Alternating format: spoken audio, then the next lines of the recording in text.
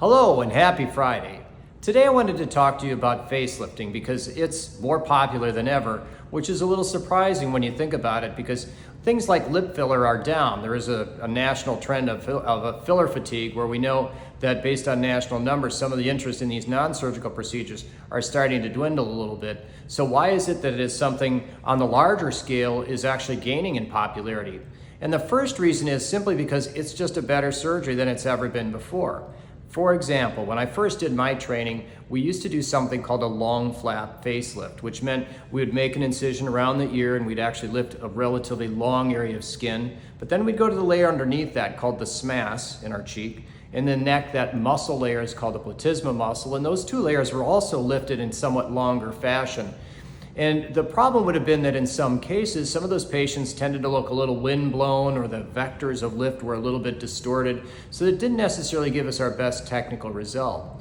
As it turns out, a number of years ago, we switched to something called a deep plane facelift, where now that technique is such that we actually lift those two layers really together and we lift them in a slightly different fashion to a slightly different degree and we reposition them differently. And the end result is a much more natural result and one that actually holds up a little better. There's just better longevity to it. So the technical result or the technical change has given us a better result.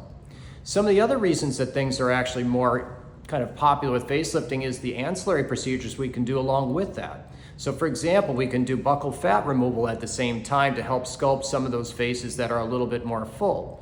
Or if you're on the less full side, we all lose aging, or lose volume with aging, and so some of those patients actually are benefited by using a fat transfer where we actually re-augment areas like up in the cheek to help give them some additional volume. We may do something like a chin augmentation at the same time to elongate that jawline and give that much more refined outcome that you wouldn't get just with the facelift alone. Or we might even do something like a lip lift where as people age, that lip actually elongates as well. We can remove a little bit of strip of skin and a hidden incision under the nose and actually elevate that, and that actually give a much more natural result. And then finally, we can also do some things to the skin at that same setting to have one downtime and still get rejuvenation of the structure as well as the surface.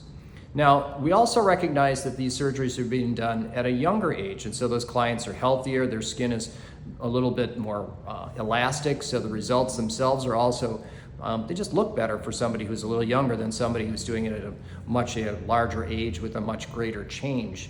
So it helps to restore, but it also helps to kind of cheat time as well without people realizing that there's these big swings in appearance. The other part of that being younger is that the surgery itself can be slightly modified to do less aggressive surgery. We can do something called a mini lift.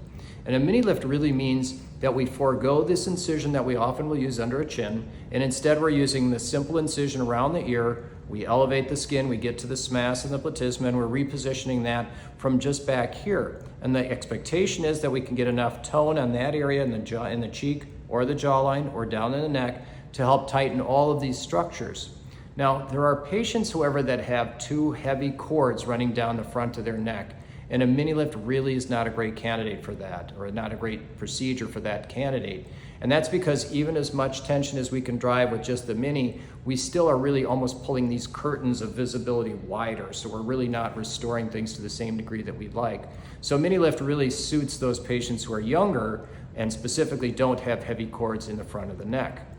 Speaking of the front of the neck, that's another advancement in facelifting possibility. And there's a big emphasis right now on something called a deep neck technique. And that idea is that you can do something in addition to what we used to historically do with even our deep plane facelifts. And that idea is that you still make the incision here, we elevate the skin, and in a regular deep plane technique, we still plicate this front area. We essentially take that muscle and we put the two muscle edges together to create a corset in the front, so that when we actually do our approach in back, it helps to direct tension all the way across this neck, this platysma corset. That is a deep plane technique with a full facelift. But what a deep neck technique means that in addition to that, we go underneath that muscle and we get rid of some extra fat that's in there or some extra muscle that's even deeper to the fat. And in those two extra steps, we're actually getting even more sculpting in that submental area. So for some of those patients who have a really heavy, thick area in the submentum, it's a way to actually get an advanced result. So if you're actually interested in facelifting, that's the new techniques, that's the new advancements, and honestly, it gives us better results that are more natural and more lasting than ever before.